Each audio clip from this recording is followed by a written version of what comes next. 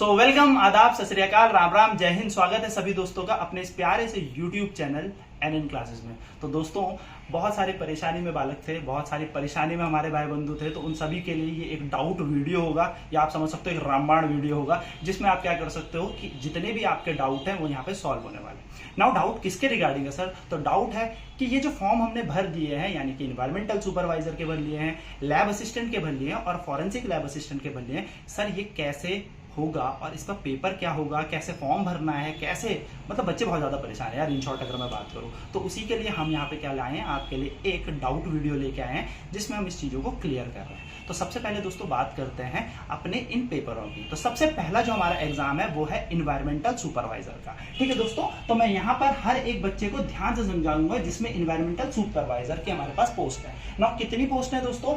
55 पोस्टें इसकी हैं, टोटल 55 पोस्ट है। ठीक है, ध्यान से सुनना। तो दोस्तों यहाँ पर क्या होने वाला है, सबसे पहले इसकी एलिजिबिलिटी की बात करूं तो यहाँ पे सिर्फ 12th पास जो हमारे बालक होंगे, 12th में आपके पास सब्जेक्ट होना चाहिए PCM या दोस्तों PCB।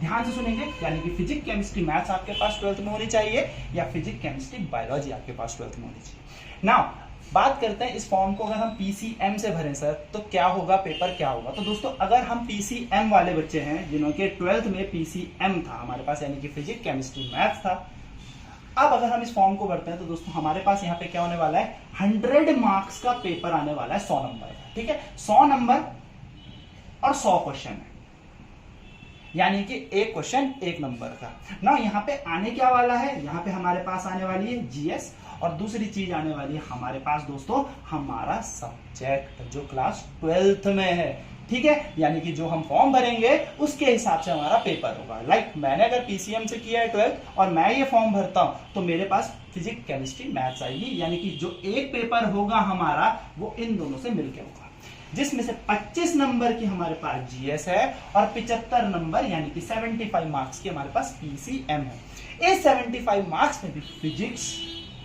25, केमिस्ट्री 25 और मैथ्स 25, बन गया ना भूत बढ़िया वाला, 25 25 25। तो याद रखेंगे ये 75 मार्क्स की आएगी आपके पास फिजिक्स केमिस्ट्री मैथ्स।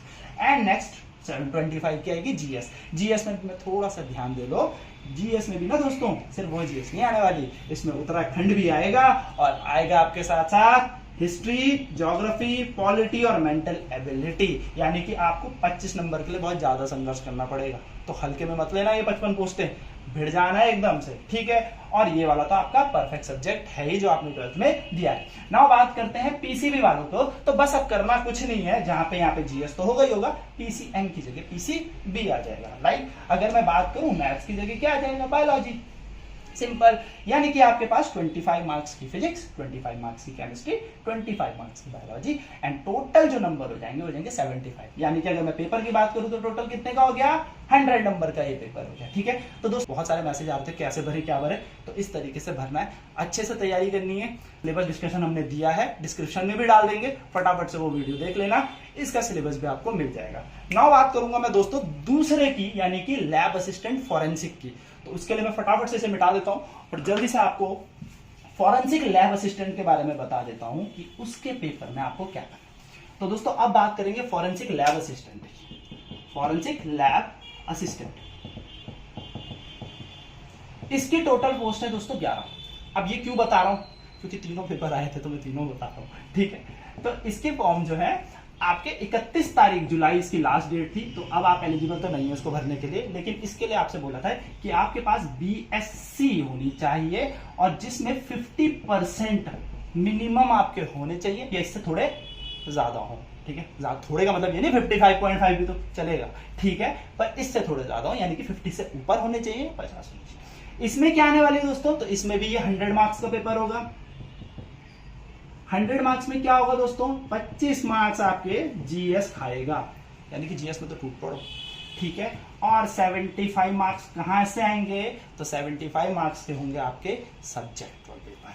अब कौन कौन से सब्जेक्ट दोस्तों, अगर आपने फिजिक्स भरी है तो सिर्फ फिजिक्स का पेपर होगा 75 मार्क्स का, यानी कि 75 मार्क्स की आपकी सिर्फ फिजिक्स होगी। ठीक है, फिर अगर केमिस्ट्री की बात करूं तो केमिस्ट्री का होगा। यहाँ पे मैथ सब्जेक्ट नहीं रखा गया है, ठीक है, ध्यान दें, मैथ सब्जेक्ट नहीं है। यहाँ पे है botany, B for botany, not biology, ठीक है। वनस्पति विज्ञान वालों जरा ध्यान देना, यहाँ पे बॉटनी होगी, सेकंड आपका होगा जूलॉजी, और लास्ट आपका आएगा फॉरेंसिक साइंस यानी कि विधि विज्ञान। तो ये चैप्टर यानी कि जिसके पास भी ये सिलेबस है, जिसको पढ़ना है वो पढ़ सकता है। तो अगर आप 75 मार्क्स में फिजिक्स चाहेंगे तो सिर्फ 75 नंबर का पेपर आपका फिजिक्स का ही होगा। केमिस्ट्री, बॉटनी, जूलॉजी, फॉरेंसिक से आपका कोई लेना देना नहीं। केमिस्ट्री भरते हो तो फिजिक्स, बॉटनी, जूलॉजी, फॉरेंसिक से लेना देना नहीं। सिमिलरली तो आपका जो पेपर बनेगा टोटल ये भी 100 मार्क्स का बनेगा और ये भी एक ही दिन में होगा। तो इसमें भी इतना डाउट नहीं है क्योंकि ये डेट जा चुकी है। डाउट होगा भी तो सर अब क्या करें, क्योंकि पेपर तो हो गया। ठीक है, तो जिसने ये फॉर्म भरा है वो जाए और डेफिनेटली इस चीज को कर सकता है। इसके सिलेबस का डिस्कशन भी हम लोग डिस्क्रिप्शन में डाल देंगे। इसकी वीडियो वैसे भी आ चुकी है, आप चाहें तो देख सकते हैं। बात करते हैं सबसे बड़ी दुख दर्द, सबसे बड़ी सिर दर्द, sir lab assistant higher education में क्या चल रहा है। ये तो क्या चल रहा है उसको भी जरा क्लियर कर लेते हैं। टोटल पोस्ट कितनी है इसकी? 107। अब जो ये 107 पोस्ट है, क्या करो, बहुत कम पोस्ट आ गई? बहुत है, इतनी भी आ गई तो ठीक है। 107, 3 साल से रो रहे हो, ये फॉर्म आ गया, वो भी बहुत है। ठीक है, तो अब लड़ पड़ो इन 107 के लिए। और अपने को तो एक पोस्ट से मतलब है ना यार, अपने को करना क्या है? 107 हो, 105 हो, 111 के लिए भी तो लड़ ही रहे हो। जो फॉरेंसिक में 11 पोस्ट है उसके लिए भी लड़ रहे हैं, तो इसके लिए भी लड़ पड़ो ना यार, एक ही तो चाहिए, हमें क्या मतलब 106 से। अब बात करते हैं इनके 107 पोस्ट की। तो जब आप ये फॉर्म भरने जाओगे, सबसे पहला इसकी एलिजिबिलिटी 12th यानी कि 12वीं होनी मांगता है। ठीक, 12th होना चाहिए। जिसमें सर पेपर कैसे होगा, तो दोस्तों इसका पेपर जरा ध्यान से सुनना, कान खोल के एकदम। ठीक है, इसमें क्या होने वाला है 12th में, यानी कि 12th इसकी क्राइटेरिया हो गया। पेपर क्या होने वाला है? 100 नंबर की आपकी आएगी जीएस, 100 नंबर की जीएस। ठीक है, ध्यान से सुनना। अब यहां पर जिन बालों के पास 12th में पीसीएम है और जिनके पास पीसीबी है, वो दोनों ही इसके लिए एलिजिबल है। ठीक है, ध्यान से सुनना, इसलिए हल्के बोल रहा हूँ। ठीक है, ध्यान से सुनना। 100 नंबर की जीएस इसको कर दो पर। जिसके पास पीसीएम है 12th में और जिसके पास पीसीबी है 12th में, वो इस फॉर्म को भर सकते हैं। 12th इसकी एलिजिबिलिटी। ठीक है, ध्यान दे। फिजिक्स, केमिस्ट्री, मैथ्स आप पे होनी चाहिए, पर कमाल वाली बात है कि मैथ्स का पेपर आपका नहीं होगा। समझना मेरी बात को। पीसीएम आप पे है पर मैथ्स का पेपर इसमें नहीं रखा गया है। ठीक है, अगर आपके पास पीसीबी है तो बिल्कुल बायोलॉजी से आपको बॉटनी या जूलॉजी मिलेगी। बायोलॉजी नाम का शब्द नहीं मिलेगा, बॉटनी या जूलॉजी मिलेगी। ध्यान से सुनना, मैथ इसमें नहीं है, पर पीसीबी वर्ग वालों के लिए तो ये सुनहरा अवसर है भैया, जाओ लपेट लो ना। सर होगा क्या? तो दोस्तों जैसे 200 नंबर का हमारे पास आ गया फिजिक्स और 200 नंबर की आ गई केमिस्ट्री। सिमिलरली अगर हम पीसीबी से भरते हैं तो 200 नंबर की हमारे पास क्या आएगी? फिजिक्स, 200 की केमिस्ट्री। बात करते हैं फिजिक्स, केमिस्ट्री और जो बायोलॉजी वाले 12th में होंगे, अब उनके पास दो ऑप्शन है, या तो वो जूलॉजी चेक कर ले या फिर वो चेक कर ले बॉटनी। दोस्तों याद रखना, बायोलॉजी आप पे 12th में होनी चाहिए, लेकिन आप जो टिक करोगे यानी कि चेक करोगे, वो आपके पास जूलॉजी या बॉटनी सब्जेक्ट आएगा।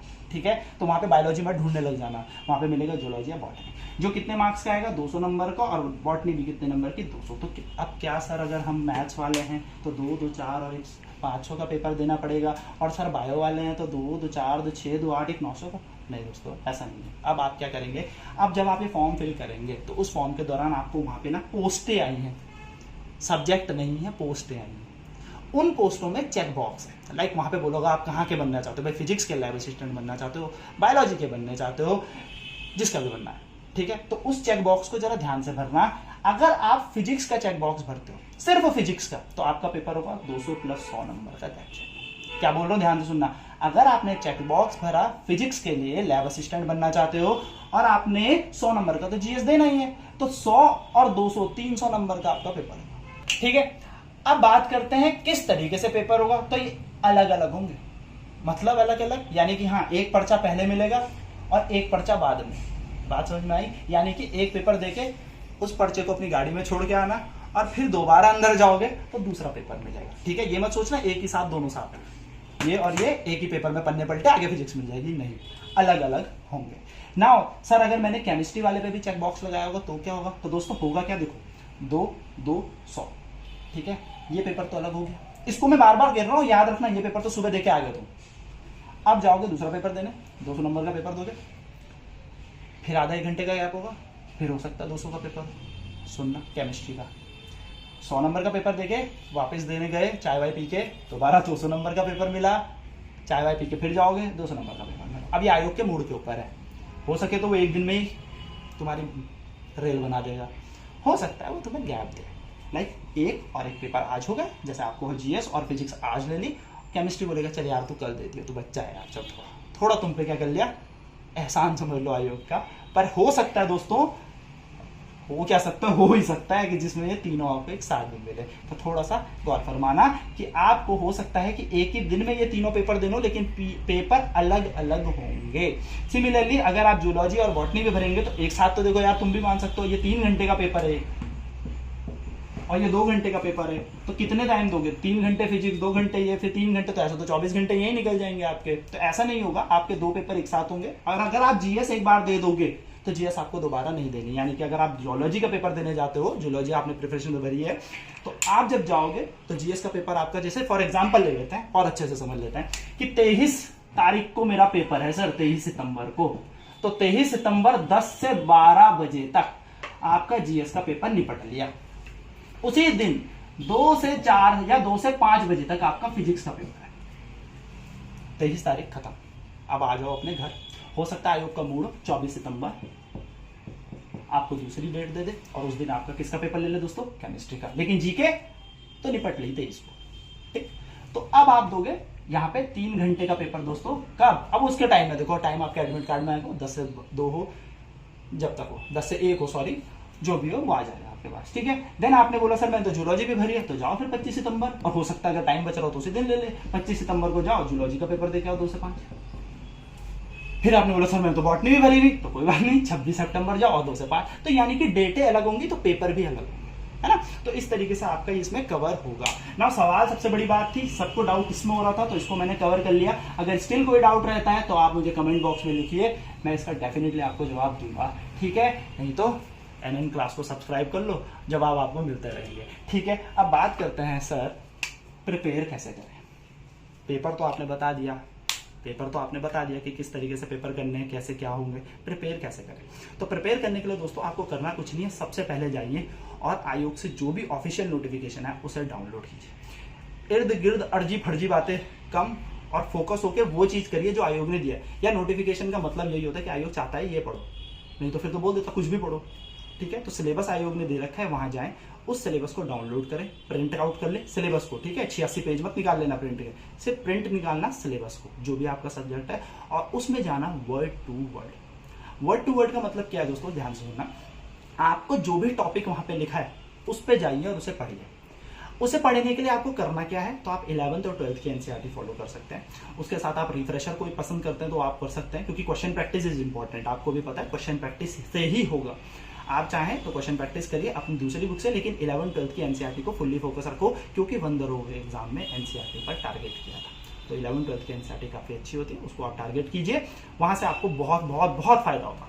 बात करते हैं सर एनसीईआरटी कैसे पढ़े, वो तो बहुत टफ लैंग्वेज है, तो फिर उसके लिए दोस्तों क्या करें, एनएन क्लास की स्पेशल ऐप डाउनलोड कीजिए, वो जो प्ले स्टोर में है, और वहां में हम सभी आपको मिलेंगे उस कोर्स में। तो सर कैसे वो कोर्स लें, तो दोस्तों आपको करना कुछ नहीं है, एनएन क्लासेस गूगल प्ले में भी है, यूट्यूब के साथ साथ अब गूगल प्ले में भी आपको मिलेगा। तो गूगल प्ले में जाइए, गूगल प्ले में एनएन क्लासेस डाउनलोड कीजिए। डाउनलोड करने के बाद आपको अपना मोबाइल नंबर डालना है, आपके मोबाइल में आपकी ओटीपी आएगी और ओटीपी के आप पहुंच जाओगे सीधे हमारे पेज में। पेज में पहुंचने के बाद दोस्तों वहां पे आपको मिलेगा लक्ष्य बैच ऑल इन वन, उसको क्लिक कीजिए। आपको बस कुछ नहीं करना, जो फी है, फी भी मैं आपको बता देता हूँ, ज्यादा नहीं है यार, टेंशन ना लिया करो, 1999 आपकी फी है। और ये फी ऐसी है, हर महीने नहीं देनी, एक बार दो और बाकी हम पे छोड़ दो, एक बार पे करनी है।